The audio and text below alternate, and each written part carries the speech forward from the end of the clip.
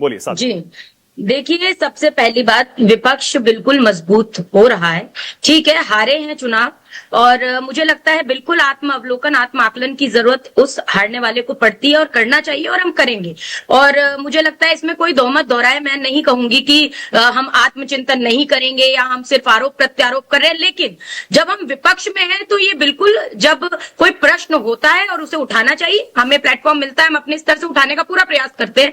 अभी आदरणीय रोहन गुप्ता जी बोल रहे थे, देखिए बिल्कुल अब विपक्ष इसलिए मजबूत है, जो हमारे में कुछ ऐसे भी लोग थे जो अति महत्वाकांक्षी और निजी स्वार्थों के वशीभूत होकर इधर उधर जाना चाहते थे, वो सब चले गए। उसमें रोहन गुप्ता जी भी स्वयं के, पर्सनल टीका टिप्पणी नहीं है, क्योंकि और रोहन गुप्ता जी अब आगे आइए, ये दरबारी बहुत हो गया, क्योंकि आपको शायद वो मौका नहीं मिला दरबारी बनने का, आप एक प्रथा चलाना चाह रहे होंगे, तो नहीं चला पाए, अभी राग पे आ जाइए, बीच में मत बोलिए, मैंने आपके बीच में नहीं बोला था, आपके बीच में नहीं बोला था। Okay Rohan, one by one, and Sadhana don't make it personal. मैं दोनों से कह रहा हूँ, Rohan one by one, Sadhana don't make it personal. No no, I am not, इनको नहीं समझ रहा है तो उनकी मेरा नाम क्यों ये ऐसी शब्द आप अपनी बात करिए आप।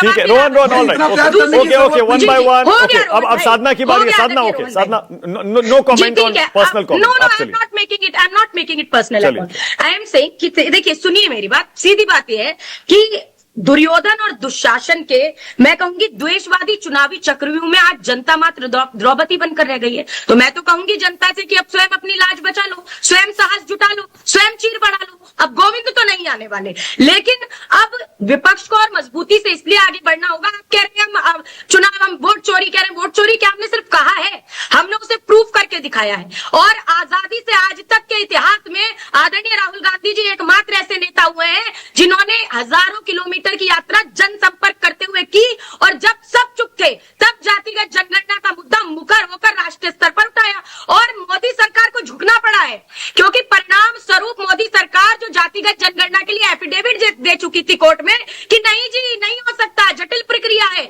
उसे घोषणा करनी पड़ी। तो आप ये नहीं नकार सकते कि आदरणीय राहुल जी मजबूत नेता नहीं है। दूसरी बार अभी अनंत सिंह जी की बात चल रही थी, अब भाई चुनाव जीत गए, मर्डर का आरोप लगा, हो सकता है जेल मंत्री भी बन जाए तो भी बड़ी बात नहीं है, जेल में रख देंगे, क्योंकि ये प्रक्रिया है इनकी। भाई आप वोट चोरी करेंगे, मैं कहूंगी इस जनादेश नहीं कहेंगे, इसे ज्ञानादेश कहेंगे। इस चुनाव की जीत का श्रेय चुनाव आयोग को जाता है, खुलकर मैं इस बात को कह रही हूं, मुझे कोई वो नहीं है इसमें संकोच कहते हुए। उसका कारण स्पष्ट रूप से सामने है ना, हमने लगातार वोट चोरी की आवाज उठाई, प्रूफ के साथ वोट चोरी को हमने सामने लाया। चुनाव आयोग की क्या भूमिका रही भाई? 10,000 रुपए जब अकाउंट में डाले जा रहे हैं तो चुनाव आयोग आंखें मूंद कर मुंह पर ताला लगाकर क्यों बैठा रहा? कहा था ज्ञानेश कुमार जी का ज्ञान सारा कहां चला गया था, जो ज्ञानवर्धन प्रेस वार्ताओं में करते थे, तब क्यों नहीं एक भी प्रेस वार्ता करके उन्होंने इस बात को उठाने का प्रयास किया? तो चुनाव के बीच में रक्त रंजन चल रहा है, गोलियां चल रही हैं, मर्डर हो रहे हैं। अच्छा साधना, ओके साधना, ऑल राइट, ओके।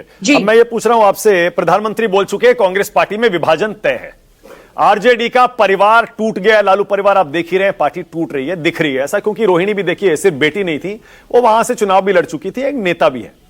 अब अगला नंबर आपका है, रोहन भी यही कह रहे हैं, कांग्रेस पार्टी में भी यही होने वाला है, आरजेडी टूट गई, कांग्रेस टूटने वाली है।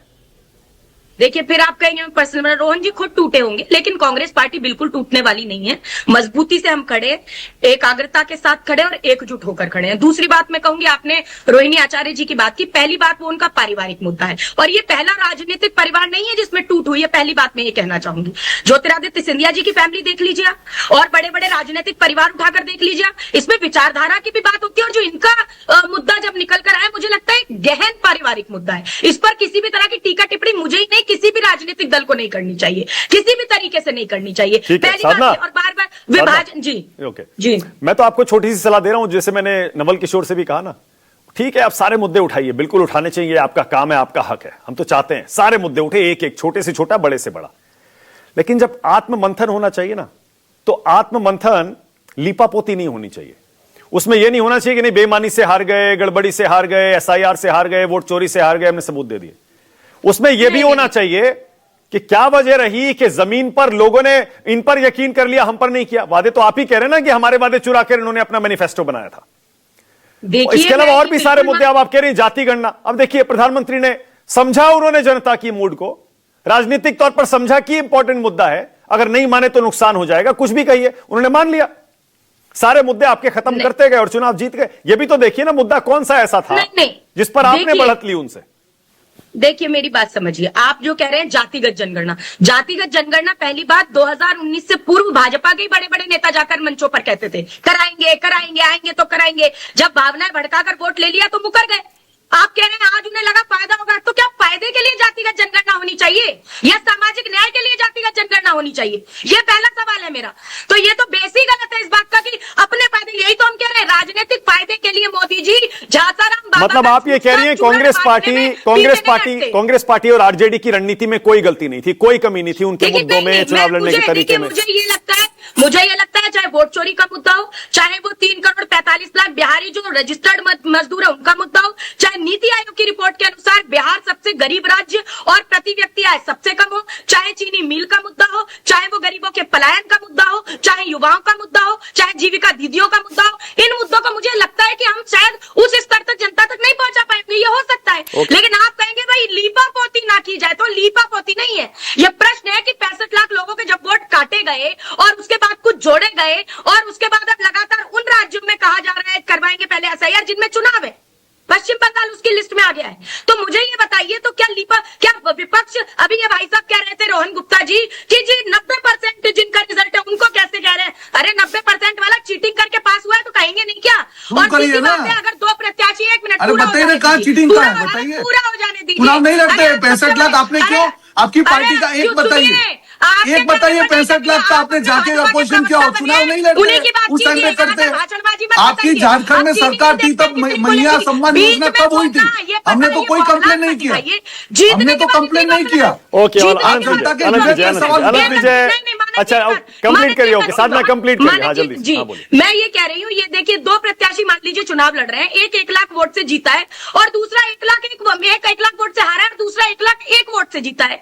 तो जो 1 वोट से जीता है जीता हुआ तो वही माना जाएगा, लेकिन जो 1 लाख वोट से हारा है तो क्या वो अपनी आवाज उठाने के लिए प्रतिबद्ध ना हो? उसके साथ भी तो कुछ लोगों ने वोट दिया है कि नहीं दिया है? तो विपक्ष अगर चुनाव हारा भी है तो हमारे पास कुछ वोट है कि नहीं है? तो हम जनता के मुद्दे क्यों ना उठाएं? बिल्कुल उठाइए, न्याय की बात बिल्कुल उठाइए। और वोट चोरी का मुद्दा भी उठाएंगे, वोट चोरी का मुद्दा भी उठाएंगे। वोट चोरी तो ऐसा लग रहा है साधना ऐसा लग रहा है वोट चोरी का मुद्दा तो बिहार चुनाव में फेल हो गया, औंधे मुंह गिर गया ना। अरे ऐसा नहीं होता, देखिए ये मुद्दा नहीं देखिए मेरी बात सुनिए, औंधे मुंह नहीं गिरा है, हमने प्रूफ के साथ दिया था और आज भी हम उस पर अडिग है और भी आगे हम दिखाएंगे। अभी बिहार के चुनाव का आत्म समीक्षा भी चल रही है, उसे भी करेंगे, आगे बताएंगे लगातार। तो आप देखिए ना वोट कितने पड़े हैं, कितने वोट बने और कितने पड़े उसमें तक अंतर आ गया है। रोज 2-2 फोटो लगा रहे हैं जी राकेश सिन्हा जी चुनाव। ठीक है, ओके अनंत विजय, ऑल राइट अनंत विजय, ऑल राइट, ओके अनंत विजय लगता है कहीं गाड़ी में थे अब घर पहुंच गए। हाँ।